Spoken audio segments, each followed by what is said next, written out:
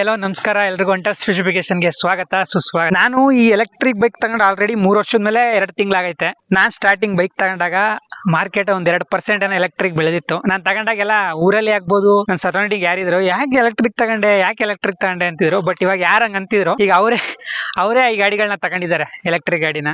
ಮತ್ತೆ ಯಾವ್ದು ತಗೊಳ್ಳಿ ಅಂತ ನನಗೆ ಕೇಳ್ತಾರೆ. ಸೊ ಗೊತ್ತಿತ್ತು ಮುಂದೆ ಇವಿ ಸೆಗ್ಮೆಂಟ್ ಬೆಳೆಯುತ್ತೆ ಅಂತ. ಅದಲ್ದೇ ಇದು ಫಸ್ಟ್ ಬೈಕು ನಾನು ದುಡ್ದು ನನ್ನ ಸ್ವಂತ ದುಡ್ಡಲ್ಲಿ ತಗೊಂಡಿದ್ದು. ತಗೊಳಕ್ಕೂ ಒಂದು ಮೋಟಿವೇಶನ್. ಲೈಕ್ ನಂದೊಂದು ಪೆಟ್ರೋಲ್ ಗಾಡಿ ಆಕ್ಸಿಡೆಂಟ್ ಆಗಿದೆ, ಅದ್ರ ಡಾಕ್ಯುಮೆಂಟ್ ಇರಲಿಲ್ಲ, ಅದರಿಂದ ಇನ್ಸೂರೆನ್ಸ್ ಕ್ಲೈಮ್ ಮಾಡಕ್ ಆಗ್ಲಿಲ್ಲ. ನನ್ಗೆ ಅವತ್ತು ಅನಿಸ್ತು, ನಾನು ಒಂದು 3 ತಿಂಗಳು ಮನೇಲಿ ಕೂತಿದಾಗ ಇದರಿಂದ ಹಿಂಗ್ ಪ್ರಾಬ್ಲಮ್ ಆಯ್ತಲ್ಲ, ಎಲ್ಲ ಡಾಕ್ಯುಮೆಂಟ್ ಪರ್ಫೆಕ್ಟ್ ಆಗಿರೋದು ಒಂದು ಹೊಸ ಗಾಡಿ ತಗೋಬೋಣ ಅಂತ ಹುಡುಕ್ಬೇಕಾರೆ ಇದು ಫ್ರೀ ಟ್ರಯಲ್ ಸಿಕ್ಕಿದ್ ನನ್ಗೆ. ಅವಾಗ ನಾನು ಇದು ಇನಿಷಿಯಲ್ ಟಾರಕ್ ನೋಡೇ ಗಾಡಿ ತಗೊಂಡೆ. ಆಮೇಲೆ ಇನ್ನೊಂದೇನು ಪವರ್ ಬಜೆಟ್ ಇವಿ ತಗೊಳ್ಳೋದು ಆಲ್ಮೋಸ್ಟ್ ಅಲ್ಲಿ ದುಡ್ಡು ಸೇವ್ ಆಗುತ್ತೆ ಅಂತ ಯಾರೇ ತಗೊಂಡ್ರು. ಸೊ ನಾನು ದುಡ್ಡು ಸೇವ್ ಆಗುತ್ತೆ ಅನ್ಬಿಟ್ಟೆ ನಾನು ಇದು ತಗೊಂಡಿದ್ದು. ಅವಾಗ ಬೇರೆ ಪೆಟ್ರೋಲ್ ರೈಟ್ ಆಲ್ರೆಡಿ 101-102 ರೂಪಾಯಿ ಬಂದಿತ್ತು. ಸೊ ಅವಾಗ ಅದಕ್ಕೆ ಅಂತ ತಗೊಂಡಾದ್ಮೇಲೆ ಇಲ್ಲಿವರೆಗೆ ನನ್ಗೆ ಎಷ್ಟು ಖರ್ಚು ಬಂತು, ಇಲ್ಲಿವರೆಗೆ ಎಷ್ಟು ಕಿಲೋಮೀಟರ್ ಓಡಿಸಿದೀನಿ, ಸೊ ಅದ್ರ ಬಗ್ಗೆ ಓನರ್ಶಿಪ್ ರಿವ್ಯೂ ಮಾಡೋಣ ಅನ್ಬಿಟ್ಟು ವಿಡಿಯೋ ಮಾಡ್ತಾ ಇದೀನಿ. ಫುಲ್ ಕೊನೆ ಗಂಟೆ ನೋಡಿ, ಪ್ರತಿಯೊಂದು ಪಿನ್ ಟು ಪಿನ್ ತೋರಿಸಿದೀನಿ, ಏನು ಪ್ರಾಬ್ಲಮ್, ಎಲ್ಲೆಲ್ಲಿ ಪ್ರಾಬ್ಲಮ್ ಆಯ್ತು ಏನು ಅಂತ ಪ್ರತಿಯೊಂದು. ಸ್ಟಾರ್ಟಿಂಗ್ ತಗೊಂಡಾಗ ನನಗೆ ಯಾವುದೇ ರೀತಿ ಶೋರೂಮ್ ಇರ್ಲಿಲ್ಲ, ಅವಾಗ ಓಲಾ ಶೋರೂಮ್ ಏನೂ ಇರ್ಲಿಲ್ಲ. ನಾವು ಬುಕ್ ಮಾಡಿದ್ದು ಮನೆ ಹತ್ರ. ನಾನು ಆಕ್ಚುಲಿ ಬುಕ್ ಮಾಡಿದ್ದು ಮೈಸೂರಲ್ಲಿ, ಬಟ್ ಅದನ್ನ ತಗೊಬಂದ್ ಕೊಟ್ಟಿದ್ದು ನಮ್ಮೂರಿಗೆ ಕೇರ್ಪೇಟೆಗೆ. ದೊಡ್ಡ ಟಿಟಿಲ್ ತಗೊಂಡಿದ್ರು. ಈ BMW ಕಾರ್ ಎಲ್ಲ ಬುಕ್ ಮಾಡಿದಾಗ ಫುಲ್ ಕಂಟೈನರ್ ಎಲ್ಲ ತರಲ್ಲ, ಆ ತರ ಕಂಟೈನರ್ ಅಲ್ಲಿ ತಂದಿರಲಿಲ್ಲ, ದೊಡ್ಡ ಕಂಟೈನರ್ ಗಾಡಿಲಿ ಲಾಕ್ ಮಾಡ್ಕೊಂಡ್ ತಂದಿದ್ರು. ಅದ್ರ ವಿಡಿಯೋ ಇದ್ರೆ ಕ್ಲಿಪ್ ಹಾಕ್ತೀನಿ ನಾನು, ಇಲ್ಲಾಂದ್ರೆ ಏನು ಮಾಡಕ್ಕಾಗಲ್ಲ. ಅಲ್ಲಿಂದ ತಗೊಬಂದಿದ್ದು, ಅವಾಗ ಕೊಟ್ಟು ಮನೆ ಹತ್ರನೇ ತಂದು ಕೊಟ್ಟಿದ್ದು. ಈಗ 1 ಕಿಲೋಮೀಟರ್ ಕಮ್ಮಿ 65,000 ಕಿಲೋಮೀಟರ್ ಓಡೈತೆ ಗಾಡಿ. 1 ಕಿಲೋಮೀಟರ್ ಹೊಡೆದ್ರೆ 65,000. 22 ಅಕ್ಟೋಬರ್ 2022 ತಗೊಂಡಿದ್ದು. 23, 24, 25 ಹೋದ್ ತಿಂಗಳು ಅಕ್ಟೋಬರ್ಗೆ 3 ವರ್ಷ ಆಗೈತೆ. ನಾನು 3 ವರ್ಷ ಕರೆಕ್ಟ್ ಆಗಿ ವಿಡಿಯೋ ಮಾಡೋಣ, ಓನರ್ಶಿಪ್ ರಿವ್ಯೂದು ಹೇಗಿತ್ತು ಅಂತ ಅನ್ಬಿಟ್ಟು ಅನ್ಕೊಂಡಿದ್ದೆ, ಬಟ್ ಮರ್ತೋಯ್ತು. ಇವಾಗ ಮಾಡ್ತಾ ಇದೀನಿ. ಈಗ ನೋಡಿ ಇಷ್ಟು ಆಗೈತೆ. ಸ್ಟಾರ್ಟಿಂಗ್ ನಾನು ಗಾಡಿಗೆ ತಗೊಂಡಾಗ ಒಂದ್ಸತಿ ಬ್ಯಾಕ್ ಹಿಂದ್ಗಡೆ ಸಸ್ಪೆನ್ಷನ್ ಹೋಗಿತ್ತು. ಆ ಸಸ್ಪೆನ್ಷನ್ ವಾರಂಟಿಲೇ ಕ್ಲೈಮ್ ಮಾಡ್ಕೊಟ್ರು, ವಾರಂಟಿಲೇ ಫ್ರೀ ಆಗಿ ಮಾಡ್ಕೊಟ್ರು ರಿಪ್ಲೇಸ್. ಅವಾಗ ಗಾಡಿಗಳು ಇಷ್ಟೊಂದು ಇರ್ಲಿಲ್ಲ. ಲೈಕ್ ಮೈಸೂರಲ್ಲಿ ಸಂಕಲ್ಪ ಅಪಾರ್ಟ್ಮೆಂಟ್ ಬರುತ್ತೆ, ಯಾವ್ದು ಏರಿಯಾ, ಮನ್ನಿ ಮಂಟಪದ ಹತ್ರ ಒಂದು ಏರಿಯಾ ಬರುತ್ತೆ, ಇಂಡಸ್ಟ್ರಿಯಲ್ ಏರಿಯಾ, ಚಿಕ್ಕ ಏರಿಯಾ. ಅಲ್ಲಿ ಶೋರೂಮ್ ಇತ್ತು, ಅಲ್ಲಿ ಸರ್ವಿಸ್ ಇತ್ತು, ಅಲ್ಲಿ ಹೋಗಿ ಸರ್ವಿಸ್ ಮಾಡಿಸಿದ್ದು. ಅದಾದ್ಮೇಲೆ ಫಸ್ಟ್ ಟೈರ್ ಹೋಯ್ತು, ಫೈರ್ ಹಿಂದ್ಗಡೆ ಒಂದು ಟೈರ್ ರಿಪ್ಲೇಸ್ ಮಾಡಿಸಿದೆ. ಅದಾದ್ಮೇಲೆ ಫ್ರಂಟ್ ಟೈರು. ಟೋಟಲ್ ಈಗ 3 ಟೈರ್ ಹಾಕ್ಸ್ದಂಗೈತೆ. ಮುಂದಕ್ಕೆ 3, ಹಿಂದಿಕ್ 3, ಮುಂದಿಕ್ 1 ಟೈರ್, ಟೋಟಲ್ 5 ಟೈರ್ ಹಾಕ್ಸ್ದಂಗ ಆಗೈತೆ. ಆಮೇಲೆ ಇದ್ರಲ್ಲಿ ಏನ್ ಬೆನಿಫಿಟ್ ಅಂದ್ರೆ, ಬೇಕಾದ್ರೆ ಈ ಸೈಡ್ ಫುಲ್ ಅಲೈನ್ಮೆಂಟ್ ಅಲ್ಲಿಗೆ ಹಾಕ್ಬೋದು, ಆ ಸೈಡ್ ಫುಲ್ ಅಲೈನ್ಮೆಂಟ್ ಇಲ್ಲಿಗೆ ಹಾಕ್ಬೋದು. ಎರಡು ಸೇಮ್ ಸಿಮಿಲರ್ ಐತೆ. ಈಗ ನಾನು ನೋಡ್ಬೋದು, ಏನೇ ಮುಂದ್ಗಡೆಗೆ ಏನ್ಬಿಟ್ಟು ಈ ಟೈರ್ ಚೇಂಜ್ ಮಾಡಿಸ್ತೆ, ಈಗ ಅಲೈನ್ಮೆಂಟ್ ಫುಲ್ ಚೇಂಜ್ ಮಾಡಿ ಅಲ್ಲಿಗೆ ಹಾಕಿದ್ವಿ. ಆಮೇಲೆ ಓಲಾ ಸರ್ವಿಸ್ ಹೇಗಿದೆ ಅಂದ್ರೆ, ನಿಮ್ಮ ಹತ್ರ ನಾನು ಅದ್ರ ಬಗ್ಗೆ ಸಪರೇಟ್ ವಿಡಿಯೋನ ಮಾಡ್ತೀನಿ. ಈಗ ಇದ್ರಲ್ಲಿ ಫುಲ್ ಓನರ್ಶಿಪ್ ನ ಹೇಳ್ತೀನಿ. ಅದಾದ್ಮೇಲೆ ಬೇರೆ ಇನ್ನೇನ್ ಇಶ್ಯೂ ಬಂದಿತ್ತು ಇದರಲ್ಲಿ, ಈಗ ಜನರೇಷನ್ ಸೆಕೆಂಡ್ ಈಗ ತಗೊಳ್ಳೋ ಗಾಡಿಗಳಲ್ಲಿ ಡಿಸ್ಪ್ಲೇ ಎಲ್ಲ ಗ್ಲಿಚಸ್ ಆಯ್ತಿತ್ತಲ್ಲ, ಆ ರೀತಿ ಗ್ಲಿಚಸ್ ಏನೂ ಆಗಿಲ್ಲ, ಯಾವುದೇ ರೀತಿ ಗ್ಲಿಚಸ್ ಪ್ರಾಬ್ಲಮ್ ಬರ್ಲಿಲ್ಲ. ಇದ್ರಲ್ಲಿ ಒಂದು ಲೋವರ್ ಬೆನಿಫಿಟ್ ಅಂದ್ರೆ, ಇದೊಂದು ಆಂಡ್ರೆಸ್ ಒಂದು ಹಿಂದ್ಗಡೆ ಹೊರಿಕೊಳ್ಳಕ್ಕೆ ಇದೇನು ಇರ್ಲಿಲ್ಲ ಫಸ್ಟ್ ಜನರೇಷನ್. ಬಟ್ ಗಾಡಿ ಮಾತ್ರ ಸ್ಟ್ರೆಂತ್, ಸಿಕ್ಕಾಪಟ್ಟೆ ಸ್ಟ್ರೆಂತ್ ಐತೆ. ನಾವು ಈ ಗಾಡಿನ ಓಡಿಸ್ಬಿಟ್ಟು ಈಗ ಬರೋ ಗಾಡಿಗಳನ್ನ ಓಡಿಸಿದ್ರೆ ಇದೇನ್ ಗುಡು ಗಾಡಿ ಹಿಂಗ್ ತೂರುತ್ತೆ ಅಂತ ಅನ್ಸುತ್ತೆ.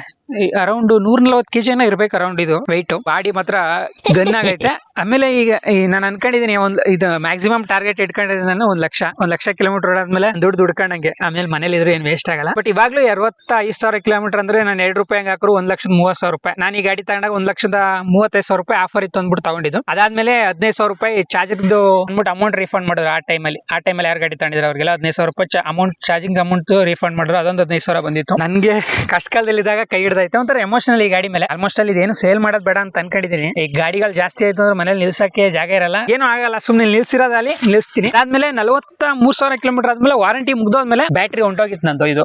ಯಾಕಂದ್ರೆ ಅದು ಆಕ್ಚುಲಿ ನಮ್ ಕಡೆಯಿಂದ ಆಗಿತ್ತು ತಪ್ಪು. ನಮ್ಮೂರಲ್ಲಿ ವೋಲ್ಟೇಜ್ ಕರೆಕ್ಟ್ ಆಗಿರಲ್ಲ. ಅಪ್ಪಂಗ್ ಕೊಟ್ಟಿದ್ನಲ್ಲ, ಅಪ್ಪ ಅಲ್ಲಿ ವೋಲ್ಟೇಜ್ ಇದ್ದಾಗ ನೋಡ್ ಆಗ್ತಿರ್ಲಿಲ್ಲ, ಬಿಟ್ಬಿಡೋರು. ಅದು ವೋಲ್ಟೇಜ್ ಬಂದಾಗ ಆನ್ ಆಗೋದು, ಆಫ್ ಆಗೋದು ಹಂಗೆ ಫ್ಲಿಕ್ಚೇಟ್ ಆಗಿ ಬ್ಯಾಟ್ರಿ ಹೊಂಟೋಗಿತ್ತು. ಆ ಬ್ಯಾಟ್ರಿ ಫ್ರೀಯಾಗಿ ರಿಪ್ಲೇಸ್ ಮಾಡ್ಕೊಟ್ರು, ಯಾವುದೇ ಕಾಸ್ಟ್ ತಗೊಳ್ಳಿಲ್ಲ.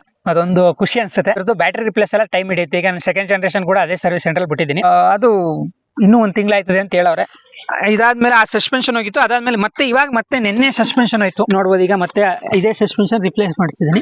ಈ ರೇಸ್ ಸಸ್ಪೆನ್ಷನ್ ಹೋಯ್ತಾನೆ ಇರುತ್ತೆ. ಅಂದ್ರೆ ಜಾಸ್ತಿ ವೆಯ್ಟ್ ಹಾಕೊಂಡು ನಾವು ಈ ಗುಂಡಿ ಹಂಸಲ್ಲಿ ಆರಿಸ್ತೀವಲ್ಲ, ಅಲ್ಲಿ ಜೋರಾಗಿ ಹೋಗ್ಬಿಟ್ರೆ ಇಲ್ಲ ಸಡನ್ ಆಗಿ ಹೋಗಿ ಬ್ರೇಕ್ ಹಿಡಿದ್ರೆ ಆವಾಗ ತರ ಆಗ್ಬಿಡುತ್ತೆ. ಒಂದ್ ಸ್ವಲ್ಪ ಹಂಸಲ್ಲಿ ಎಲ್ಲ ಜಾರ್ಕೊಂಡಿತ್ತು. ಗಾಡಿ ವಾಶ್ ಮಾಡಿಲ್ಲ ತಂದಾಗಿಂದ. ನಮ್ಮ ಅಪ್ಪನ ಹತ್ರ ಇದ್ರೆ ವಾಶ್ ಮಾಡ್ತಿದ್ರು, ನಾವು ಬರೀ ಗಾಡಿ ಓಡಿಸೋ ತಗೊಬಂದ್ ನಿಲ್ಸೋ ಆ ತರ ಆಗ್ಬಿಟ್ಟೈತೆ. ಈ ಸಸ್ಪೆನ್ಷನ್ ಬೇಗ ಒಂದೇ ದಿವಸಕ್ಕೆ ರಿಪ್ಲೇಸ್ ಮಾಡಿಸಿದೀನಿ. ನೀವು ನಂಬಲ್ಲ, ಓಲಾ ಸರ್ವಿಸ್ ಆ ತರ ಅಷ್ಟಾಗೈತೆ. ಒಂದೇ ದಿವಸಕ್ಕೆ ಅದು ಹೆಂಗ್ ಮಾಡಿಸಿದ್ರಿ ಅಂತ ನಾನು ಅದ್ರ ಬಗ್ಗೆ ನೆಕ್ಸ್ಟ್ ಇನ್ನೊಂದು ವಿಡಿಯೋ ಮಾಡಿ ಹಾಕ್ತೀನಿ, ಯಾವ ರೀತಿ ಬೇಗ ಸರ್ವಿಸ್ ಮಾಡಿಸಬಹುದು ಅದೆಲ್ಲ ನಾನು ತಿಳಿಸ್ತೀನಿ. ಈ ಓನರ್ಶಿಪ್ ರಿವ್ಯೂವಲ್ಲಿ ಗಾಡಿ ನನ್ಗೆ ಈ ಗಾಡಿಯಲ್ಲಿ ನನ್ಗೆ ಯಾವುದೇ ರೀತಿ ಪ್ರಾಬ್ಲಮ್ ಬಂದಿಲ್ಲ. ನಾನು ಓಡಿಸ್ಬೇಕಾದ್ರೆ ರಫ್ಯೂಸ್ ಮಾಡಿ ಸಣ್ಣ ಪುಟ್ಟ ಪ್ರಾಬ್ಲಮ್ ಆಗಿರೋದು ಬಿಟ್ರೆ ಅದ್ ಬಿಟ್ರೆ ಬೇರೆ ಇನ್ನೇನು ಪ್ರಾಬ್ಲಮ್ ಆಗಿಲ್ಲ ನಂಗೆ. ಈಗ ಮೇನ್ ಇಶ್ಯೂ ಅಂತ ಅನ್ಸಿರೋದು ಯಾವ್ದು ಇಲ್ಲ.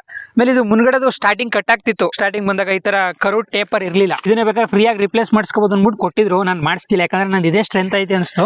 ಬಟ್ ನಾನು ತುಂಬಾ ಹಾರ್ಡ್ ಆಗಿಲ್ಲ ಓಡಿಸಿದೀನಿ ಗಾಡಿ. ಒಂದ್ 2 ಸತಿ ಆಕ್ಸಿಡೆಂಟ್ ಆಗೈತೆ. ತುಂಬಾ ಮೇಜರ್ ಆಗಿ ಸಣ್ಣ ಪುಟ್ಟ ಈ ತರ ಸ್ಕ್ರಾಚಸ್ ಆಗೈತೆ. ಬಟ್ ಇನ್ಸೂರೆನ್ಸ್ ಕ್ಲೈಮ್ ಮಾಡಕ್ ಹೋಗಿಲ್ಲ, ಯಾಕಂದ್ರೆ ಈಗ ಬರ್ತಾರ ಪ್ಯಾನಲ್ಗಳು ಇಷ್ಟು ಗಟ್ಟಿ ಬರ್ತಾ ಇಲ್ಲ. ಅದು ಗಾಡಿ ಬಿಟ್ಟಾಗ ಏನ್ ಗಟ್ಟಿ ಇತ್ತು ಅಷ್ಟು ಸ್ಟ್ರೆಂತ್ ಇಲ್ಲ. ಅದರಿಂದ ನಾನು ಇವಾಗ ಬರ್ತಾರ ಗಾಡಿಗಳಿಗೆ ಇನ್ಸೂರೆನ್ಸ್ ಕ್ಲೈಮ್ನೇ ಮಾಡ್ಸೋದ್ ಬೇಡ, ಹಿಂಗೆ ಓಡಿಸೋಣ ಅಂದ್ಬಿಟ್ಟು ಓಡಿಸ್ತಾ ಇದೀನಿ. ಈ ಫ್ರಂಟ್ ಅಲ್ಲಿ ಲಾಕೆಲ್ಲ ಕಟ್ ಆಗೈತೆ, ಅವೆಲ್ಲ ಚೇಂಜ್ ಮಾಡಿಸ್ಬೇಕು. ಆಕ್ಚುಲಿ ಇವಾಗ ಬರ್ತಿರೋದು ಇಷ್ಟು ಸ್ಟ್ರೆಂತ್ ಇಲ್ಲ ಮೀಟರ್ ಫೈಬರ್ ಬದಲು ಇದನ್ನೇ ಮೇಂಟೈನ್ ಮಾಡೋಣ ಅಂದ್ಬಿಟ್ಟು ಓಡಿಸ್ತಾ ಇದೀನಿ.